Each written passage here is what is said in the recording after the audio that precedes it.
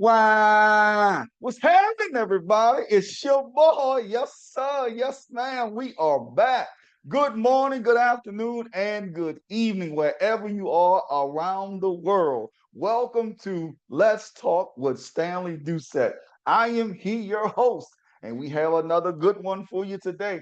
Listen, over the week, well, before we get into that, let's say hello to everybody. Hello, wherever you are.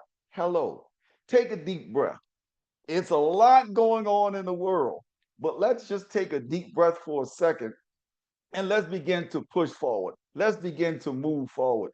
But today, as you're listening to this, let's just take a quick deep breath. This is not going to be a long podcast today, but I want everybody, wherever you are, to just take a deep breath. We understand that there's a lot going on, but today, literally, I want to talk about building resistance and your resistance or resilience, excuse me, not resistance, resilience, your resilience. So much is going on. So much is going on. But today I actually want to talk to you. So to all of our guests and first-time listeners that's logging in, hello, I'm Stanley Doucette. Now I'm a little off sometimes. No telling what may fly out of my mouth. But today I want to talk to your heart. So I don't care where you are around the world. I don't care if you're in New Zealand, Australia, or I don't care if you're in South America. I just want to talk to you. You know, when we talk about resilience, it brings up something that in New Orleans, unfortunately, it just passed the 20 years since Hurricane Katrina. It just literally just passed. And, you know, it brings up deep, deep pain for us that had to literally live through that had to go through it, that had family members that had to go through it, walk through it, see it. It brings up tremendous pain. But yet at the same time, we want to go into the direction of resilience, the resilience of individuals that had to go through that in New Orleans. And you look at Netflix and some of the other apps and stories. You know, everybody want to talk about the stories and all of that, but to bring that up is to literally take away or move things to bring up pain and heartbreak and tragedy and horrific circumstances.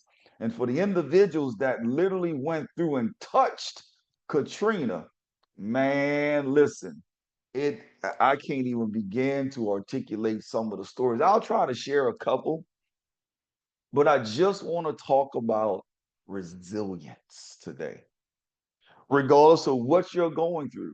Some may have had physical challenges, health challenges, relationship challenges, sports challenges, um, even retirement challenges, leaving something you've had for a long time challenges, and the resilience of how you need to move next is a lot of times we forget about, but it is absolutely something we must talk about and begin to walk in solutions and begin to walk in that power and not allow that thing to hold you bound for so long. You know, we talk about Katrina, and matter of fact, shout out to all of everybody wherever you are that had to even witness experience or anything. You know, blessings to you. God bless you.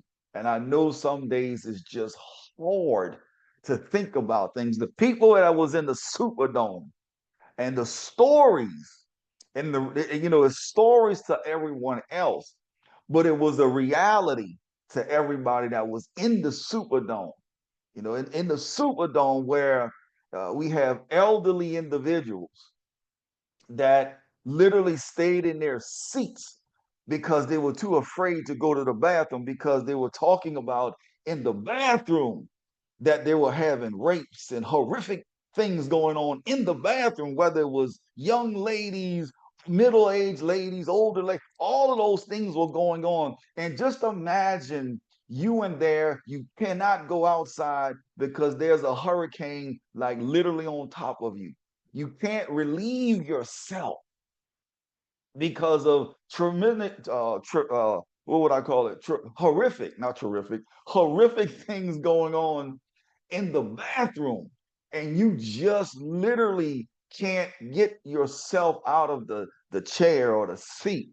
And then as time go on, you began to see the roof began to come off the Superdome.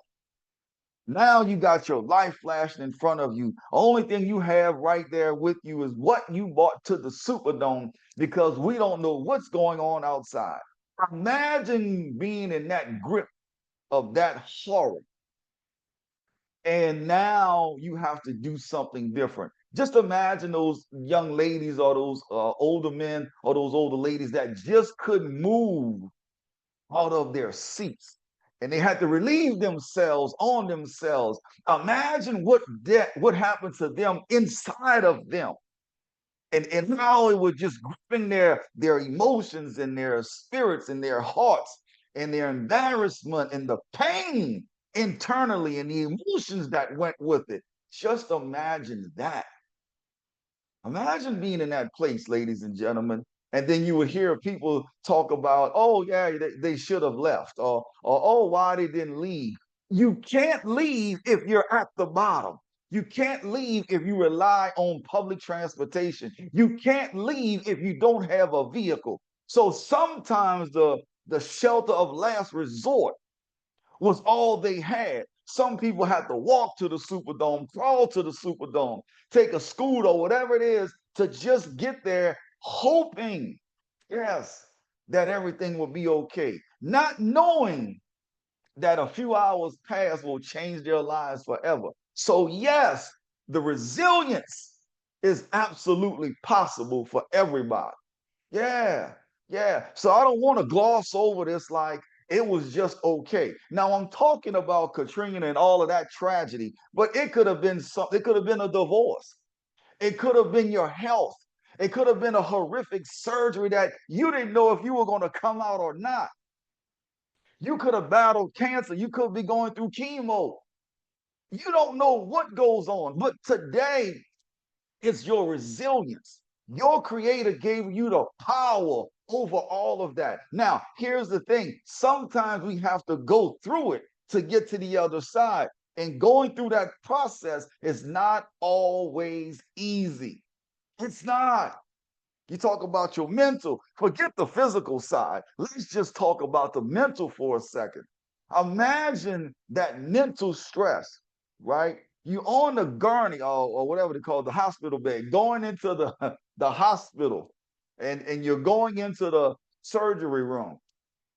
You know they're about to operate on you and go in your insides and whether it's fix your heart or your lungs or your liver or your bladder or your kidneys, whatever it is, and they're going in to fix something, and you're going to touch your heart or whatever it is, and you don't know what's going to happen on the outside because once they give you the anesthesia, you don't know what's going to happen after that. You hoping that the doctor had a great night of sleep. You know, you pray hard, had a good night's sleep. You pray hard that they didn't get into an argument with their spouse or their significant other or their kids, and nothing else is on their mind, but just focusing in on this operation. All of that goes through your mind. Yes, yes, yes, yes. That's mental. And you got these mental exercises, regardless of people say you're going to be all right, you're going to pray, and you got, everybody in the church praying for you, everybody in your family praying for you. All of that sounds cute. But once they close the doors and it's just the nurses and the staff and the surgical individuals going through that, and it's just you, now what? Now what? So we have to begin to develop strategies to build the resilience, right? Katrina, the individuals in Katrina, they have resilience that is absolutely unbelievable. I'm gonna tell you this story. I remember at the time I was in Atlanta, I just had moved to Atlanta and Katrina hit, right? And thank God because at the time we had family come up, all of those other things. And it was cool to have somewhere for people to come. But to see the pain on their face, to see that was horrible. So as I'm sharing this, I want you guys to think about now your resilience. It may not have been as traumatic as a Katrina or a surgery or an operation or tearing up your knee in sports or anything like that. It could have been a breakup and it just ripped your heart out. I got it. But now let's build resilience. So here's the first thing I want you to write down. Develop a sense of purpose, right? Because after you're going through that, there are things and purposes that may have changed in your life. So you have to find a meaning in life now. You have to find that meaning so you can be motivated to keep going. You have to find that right now. So you got to develop a sense of purpose. What's your purpose now? What's your purpose? How do you engage in meaningful activities for you, not for anyone else, but for you? You know, on the airplane, we always use this. On the airplane, they always say, put your oxygen mask on first before we go out to help somebody else. Well, in this, when you're talking about building resilience, you have to develop a sense of purpose. Get your sense of purpose. What is it for you? What is through community involvement? What is your spirituality? What is personal interest? But what's the purpose for you? So that's what we have to do. Develop a purpose. Develop a sense of a purpose. Yes, develop your purpose. Develop your purpose. What's your purpose? Ask yourself this question right now. What's your purpose in life? What's your purpose in life? And for those that don't know, well, let's work on finding your purpose. For those that know, let's lean into that even harder because we see all of the things that's going on in society today. We see all of the wars, rumors of wars, people going crazy, things that are not working right. We see people just blatantly breaking the law, all of those things. But what is your purpose? Don't get caught up in the stories of the news cycle, but what's your purpose? And lean into that. All right, lean into that. Number two, cultivate positive relationships. This is important. Positive relationships. You know, I thought about doing a podcast, and I still may do it on Are You My Friend? Are you my friend? But that's a whole nother subject. But positive relationships. Who's in your corner that have a serious relationship? Do you have a for real relationship with an individual? Now, relationships, we're not talking about the foolishness. We're talking about real relationships. You know, you want to surround yourself with supportive and empathetic people because sometimes you just need somebody to lean on to get your own strength. You know, you have to build a network of trusted individuals, trusted friends and family. Now, I use the word friends loosely because listen, when you have those traumatic experiences and you have those things, you know, that's when you really see who's your friend. That's when you really see who's there with you. That's who you, when you see, you know, you've lost everything, who's really there for you and how they're going to help you out. Do they really have that in them, right? Even family members. You got to be real with it. Let's be honest. In 100 today, you got to be real with it. So you got to cultivate a positive relationship. Cultivate positive relationships. Excuse me.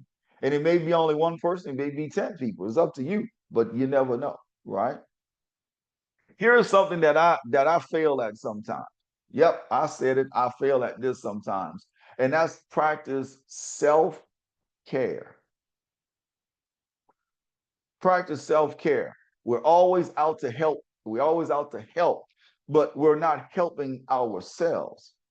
You know, whether it's proper nutrition, whether it's proper exercise, whether it's sleeping. Yeah, sleeping. Just think about that for a second. Just getting the proper sleep to enhance your ability to cope with stress.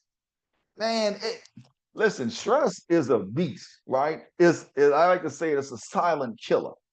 Stress can come up on you at all kind of ways. You know, a few podcasts ago, I talked about the stress and I talked about Bell palsy and, you know, just different things. If you are going through these traumatic experiences or have been through them, you already have enough stress on your plate. Now we have to practice self-care, because if we don't practice self-care, hey, you never know what may happen.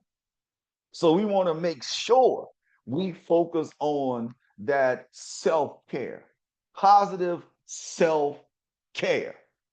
Come on, go get your massage. Go take a walk, right? If you have a lake or some water that's close to you, you can walk around, go there. If you have like a wooded area where they have a lot of trees and you can just be within nature and just kind of take that deep breath, go walk there. Don't have to be long, but be in a position to where you take some time for yourself to just let it go. Because the next one is manage stress effectively, which I absolutely have failed because I had, excuse me, not got, let me correct my language. I had Bell palsy, right? Well, if I had managed my stress correctly, then I wouldn't have had that. But because I didn't manage my stress correctly, well, there are some things that came upon me. And my physical body told me, look, you are failing at this. Get yourself together, because right now you're failing at this. Your body is under an increased amount of stress.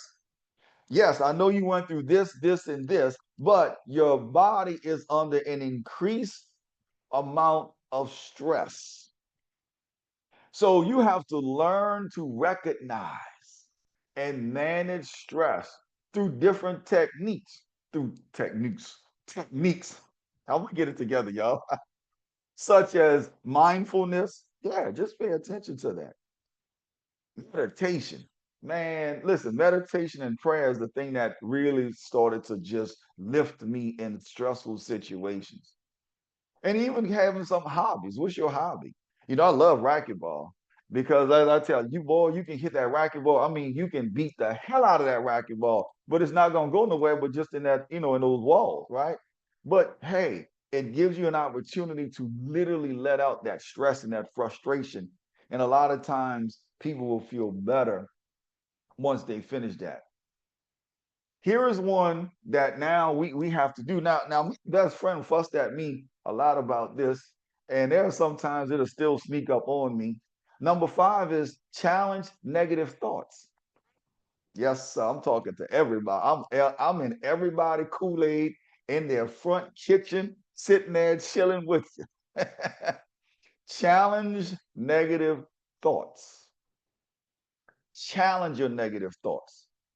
Stop negative thought cycles by replacing them with positive affirmations. Affirmations.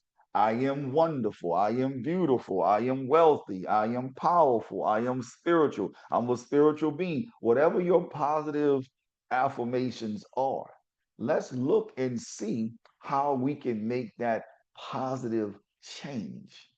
Because everything else is crazy. But how can we make that positive change and challenge those negative thoughts? Because they'll creep up on you. They will literally creep up on you. Listen, the enemy, the devil, the imps, or whatever that negative side you want to call it, they're skilled at bringing negativity slightly. They're not going to just hit you and you can see it. Oh, no, we ain't going to do that. But they'll bring up something slight. They'll bring up something that they just want to take you off your game. They'll bring up something to distract you because he did this or she did that. And now all of a sudden you're in a tizzy. Just enough to get you off your game to continue you going into a negative direction. And ever so slight. It's not going to be a big hit. It's going to be ever so slightly. But when you start talking about, I'm not worrying about that because God created, this and this and this. Whatever you got to quote, that's what you quote. God created me an image in the likeness of him. I'm bigger than this, or whatever. Make sure you're quoting that. Make sure you're saying it to yourself. And then in saying it, here's the thing. Watch this. Get everybody ready. Listening closely. Ding, ding, ding. I want you to hear this. Now you have to believe what you're saying. So we are challenging the negative thoughts and we're going to sell ourselves positive affirmation and staying calm and being focused and all of those other things. And we there, we doing that. But now once you said you are great, once you said I so love you. I believe in you. I'm so proud of you. How about I'm so proud of me? Because we quick to give it away. But what about yourself? I am so proud of me. Let everybody two times. We're gonna say it together. Everybody, y'all ready? Wherever you are. Now, if you're at work, don't yell it out. But wherever you are, just say it with me. One, two, three. I am so proud of me. Let's do it one more time for all of the people in the slow section. All right. Y'all ready? One, two, three, go. I am so proud of me. Now, believe that you're proud of yourself. Believe that it's more than what other people are saying. Don't believe the negativity and believe you are proud of you. Believe that. When you keep believing that I'm proud of myself, it begins to change the dynamics internally. Believe in you. Number 6, realistic goals. Realistic goals, guys. Don't say I'm gonna be a billionaire in the next 10 seconds and you have nothing in place, you have no stocks, you have nothing. And then you say I'm gonna be a billionaire in the next 10 seconds. Don't do that. Don't do that. Here's something you can do. Break down larger challenges into measurable steps. Break down larger challenges into measurable steps. Setting achievable goals can help you feel a sense of accomplishments and progress. And then, guess what? And then you start saying, I'm so proud of me. So, as an example, you might go there. And remember, we're talking about building resilience. So, you might go there and say, every day, I'm going to make my bed, right? That's a small goal. All of us can accomplish that. Everybody. So, every single day, you make your bed. You've already had some success already in the day. You've already accomplished a goal before you even brush your teeth. I am right there. Brush my teeth and I might start saying or put affirmations there. Now you're having small goals. Some people may put the Bible app and read whatever the scripture is a day, or the Quran, or whatever it is your spiritual belief is. You might have that right there and read your scripture right there. You've already had 3 victories before you even walk out your room. Yes, yes. So set realistic goals. Set them to continue to create positive habits. I'm getting excited, and I know I shouldn't, but I'm getting excited just listening to the whole podcast. Settle. Anyway, I'm sorry. So here's the last one, and then we're gonna climb on out of here because I need everybody to go back through these. Right. Number 7, embrace change. Yo, that one hurt, boy. That one hurt right there. Because all of us want to stay changed. Let me tell y'all, let me share this with you guys, right? Let me share this with you guys. So um, before I moved to Atlanta, right, I was in New Orleans, Louisiana, my home city. Shout out to all of the people at the crib, all of that other stuff. We would have all kind of fun. And, it was like I always knew that I was not going to be staying in New Orleans my entire life. I knew that. I absolutely knew that. And when the time came, I embraced change immediately. Time to go. I just knew it was time to go. I got confirmation from God. I just knew it was time to go. Everything fell in place and I was out because I called myself embracing change, right? And I went and I was flexible, even regardless of, excuse me, everything that went on. I continued to be flexible. Some of you guys know the story. When I first got there, I was homeless. I slept in the truck, on and on and on. But I still was embracing change. It's not the fairy tale that some people think. You have to fight for that victory, right? But you still embrace change. But here's the thing, right? So I was all excited when I moved to Atlanta.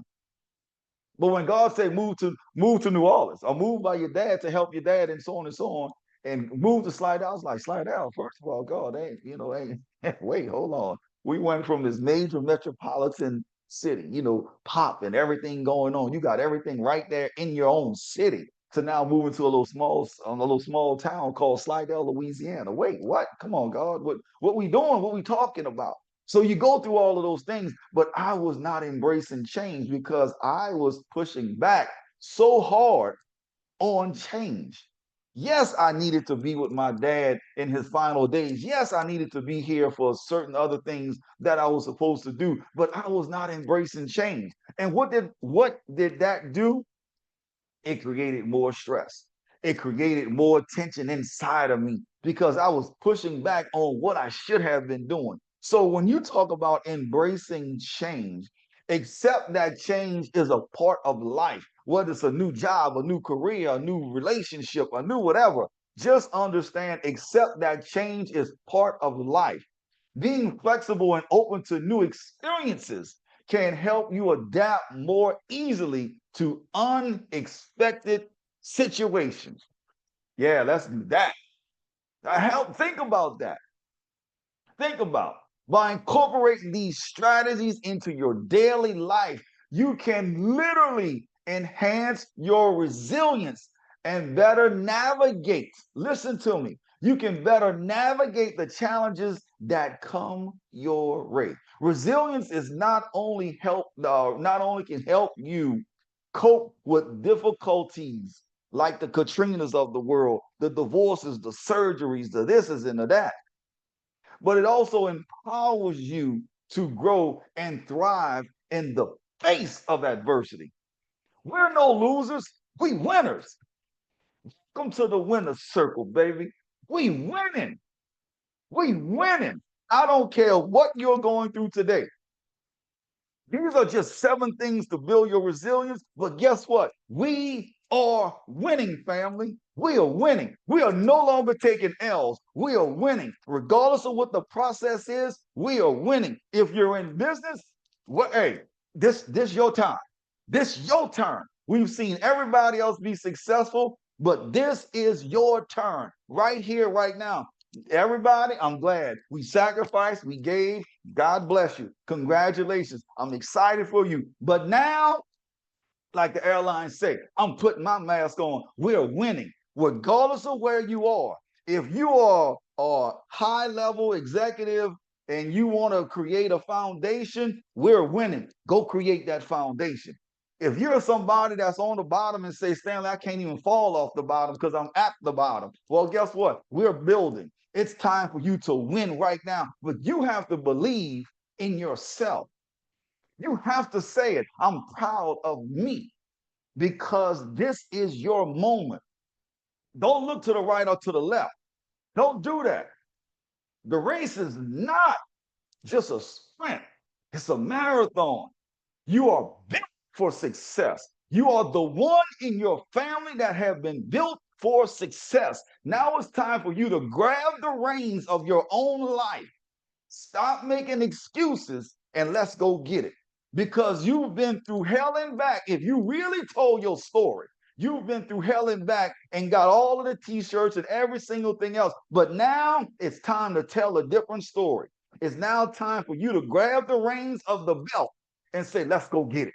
It's time to win, baby. We winning. What Al Davis used to say with the Ravens, just win, baby, win. And that's what we're doing. Because you are a part of Let's Talk. You are a part of your family. You're a part of your community. You're a part of your cities and your states, in your territories, in your countries, in your continents. You are part of the earth. You are above and not beneath. You are that one in your family that's going to help the family continue to strive to be the absolute best.